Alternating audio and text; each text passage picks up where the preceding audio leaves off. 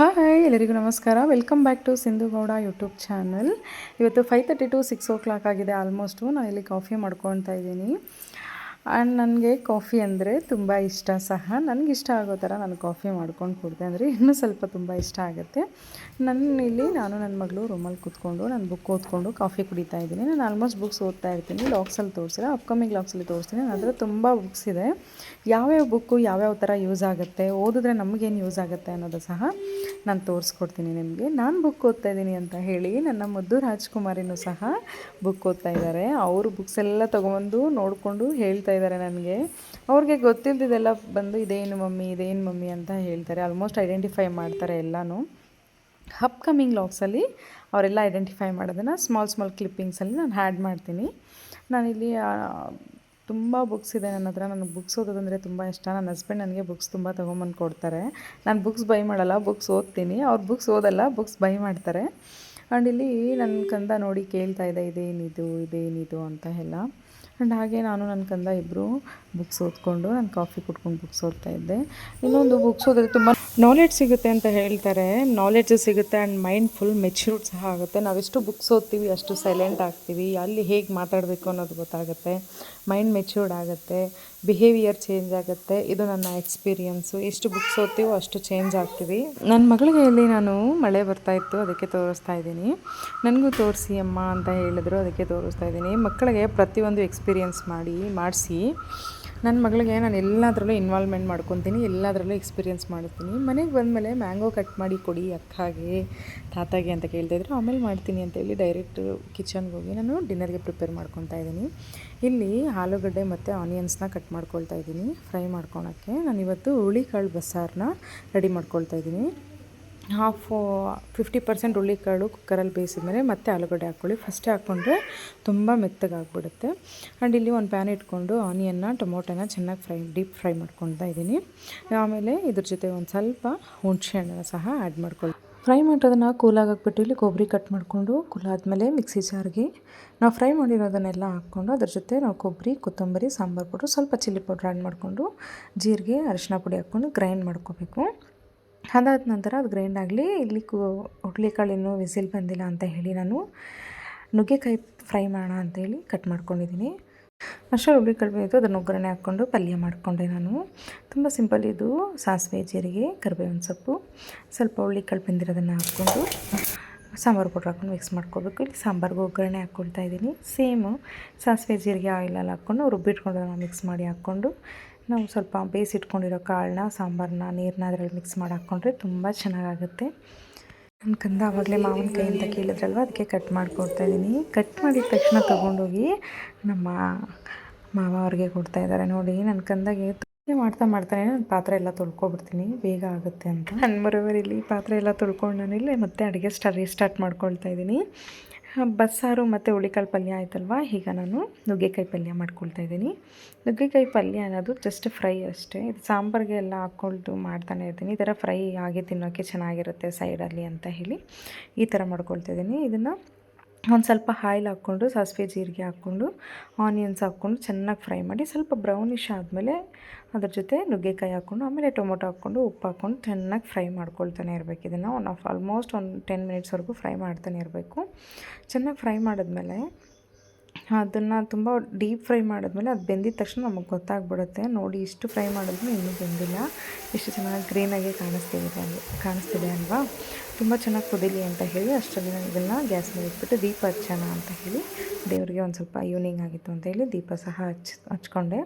ದೀಪ ಎಲ್ಲ ಹಚ್ಬಿಟ್ಟು ಬಂದು ನೋಡಿದೆ, ನೋಡಿ ಆಲ್ಮೋಸ್ಟ್ ಕಲರ್ ಚೇಂಜ್ ಆಗಿದೆ, ತುಂಬ ಚೆನ್ನಾಗಿ ಕಾಣಿಸ್ತಾ ಇದೆ, ತುಂಬ ಚೆನ್ನಾಗಿ ಟೇಸ್ಟು ಆಗಿತ್ತು. ನಾನೇನೇ ಅಡುಗೆ ಮಾಡಿದ್ರು ಸಹ ತಿಂದು ನೋಡ್ತೀನಿ, ಒಬ್ಬೊಬ್ಬರು ತಿಂದೆಲ್ಲ ನೋಡೋದಿಲ್ಲ. ನಾನು ಟೇಸ್ಟ್ ಮಾಡಿ ನೋಡಿ ಆಮೇಲೆ ಸರ್ವ್ ಮಾಡೋದು. ಚೆನ್ನಾಗಾಗಿತ್ತು ಆಲ್ಮೋಸ್ಟು. ನಾನು ಫಸ್ಟ್ ಟೈಮ್ ಈ ಥರ ಟ್ರೈ ಮಾಡಿದ್ದು. ಇನ್ಸ್ಟಾಗ್ರಾಮಲ್ಲಿ ಸ್ಕ್ರೋಲ್ ಮಾಡಬೇಕಾದ್ರೆ ಈ ಥರ ವಿಡಿಯೋ ಇತ್ತು, ಚೆನ್ನಾಗಾಗಿತ್ತು. ಆ್ಯಂಡ್ ಇದ್ರ ಜೊತೆ ಸ್ವಲ್ಪ ಸಾಂಬಾರು ಪೌಡ್ರ್ ಸಹ ಹಾಕ್ಕೊಂಡಿದ್ದೀನಿ ನಾನು.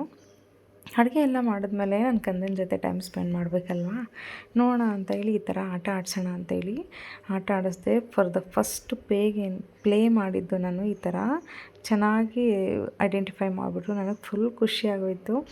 ಏನೇ ಆಟ ಆಡಿದ್ರೂ ಸಹ ನಮ್ಮ ಮಗಳಿಗಿಂತ ನಾನೇ ತುಂಬ ಎಕ್ಸೈಟ್ಮೆಂಟಾಗಿರ್ತೀನಿ. ನೋಡಿ ಎಷ್ಟು ಚೆನ್ನಾಗಿ ಐಡೆಂಟಿಫೈ ಮಾಡ್ತಾರೆ. ತುಂಬ ಕ್ಲೆವರ್ ಇದ್ದಾರೆ. ನಾನೇನಾದರೂ ಹೇಳಿ ಮಗಳೇ ಈ ಥರದ್ದೊಂದು ರೀಲ್ ಮಾಡೋಣ ಅಂದರೆ ಹಾಂ ಓಕೆ ಓಕೆ ಅಂತ ಅಲ್ಲೇ ರೆಡಿ ಆಗ್ತಾ ಇರ್ತಾರೆ. ಬಾ ಮಮ್ಮಿ ಮಾಡೋಣ ಅಂತ. ಅಷ್ಟು ಮುದ್ದು ಮಗಳು, ಇನ್ನೂ 1.5 ವರ್ಷ. ನಂಗೆ ತುಂಬ ಖುಷಿಯಾಗುತ್ತೆ. ನಾನು ಆಲ್ಮೋಸ್ಟು ರೆಡಿ ಅಂತ ಹೇಳ್ತಿದ್ದಾರೆ ನೋಡಿ. 3 or 4 ಟೈಮ್ಸ್ ಇದನ್ನು ಆಟ ಆಡಿಸ್ದೆ. ಒಂದು ಸಲನೂ ಅವ್ರು ತಪ್ಪು ಹೇಳಿಲ್ಲ. ಎಲ್ಲ ಸಲ ಕರೆಕ್ಟಾಗಿ ಹೇಳಿದ್ರು. ನನಗೆ ಫುಲ್ ಖುಷಿ ಆಯಿತು. ಉದ್ವಿತಾ ಗೌಡ 7487 ಅನ್ನೋ ಇನ್ಸ್ಟಾಗ್ರಾಮ್ ID ಇದೆ ಅವ್ರದ್ದು.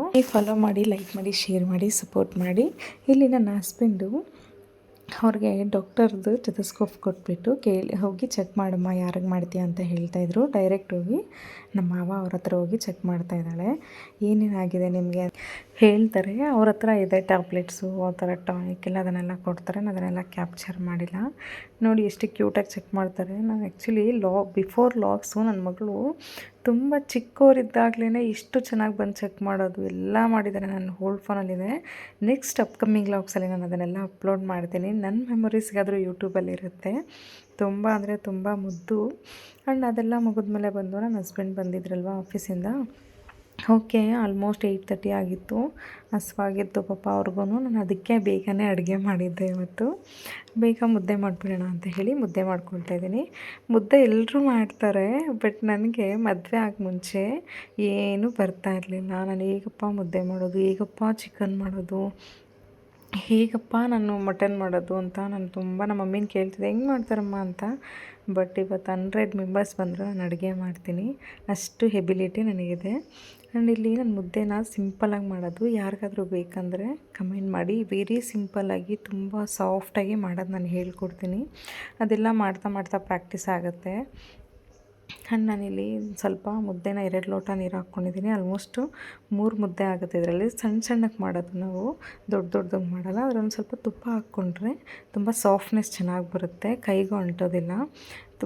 ಈ ಮುದ್ದೆ ಮಾಡ್ತಾ ಅದು ಸ್ಮೆಲ್ ಬರುತ್ತಲ್ಲ, ತುಂಬ ಚೆನ್ನಾಗಿರುತ್ತೆ. ಆ ಸ್ಮೆಲ್ಲಲ್ಲೇ ಗೊತ್ತಾಗ್ಬಿಡುತ್ತೆ ಮುದ್ದೆ ಬೆಂದಿದೆಯೋ ಇಲ್ಲ ಅಂತ ಹೇಳಿ. ನಾನು ಮುದ್ದೆನ ಈ ಥರ ಕಲ್ಲ ಮೇಲೇ ಮಾಡ್ಕೊತೀನಿ. ಒಬ್ಬರು ಪ್ಲೇಟಲ್ಲಿ ಮಾಡ್ತಾರೆ, ಒಬ್ಬರು ಕೈಯಲ್ಲೇ ಮಾಡ್ಕೊತಾರೆ. ನಾನು ಕಲ್ಲ ಮೇಲೆ ಮಾಡ್ಕೊತೀನಿ, ಚೆನ್ನಾಗಿ ಬರುತ್ತೆ. ನಾನು ಯಾವಾಗಲೂ ಅಷ್ಟೇ ಕಲ್ಲೆಲ್ಲ ನೀಟಾಗಿ ಕ್ಲೀನ್ ಮಾಡಿಕೊಂಡು ಕಲ್ಲ ಮೇಲೆ ಮಾಡ್ಕೊಂಡ್ಬಿಡ್ತೀನಿ. ತುಂಬ ಬೇಗ ಮಾಡ್ತೀನಿ ಮುದ್ದೆ. ನಾನು 15 ಮಿನಿಟ್ಸ್ಗೆಲ್ಲ 10 ಮಿನಿಟ್ಸ್ಗೆಲ್ಲ ಮುದ್ದೆ ಮಾಡಿಬಿಡ್ತೀನಿ.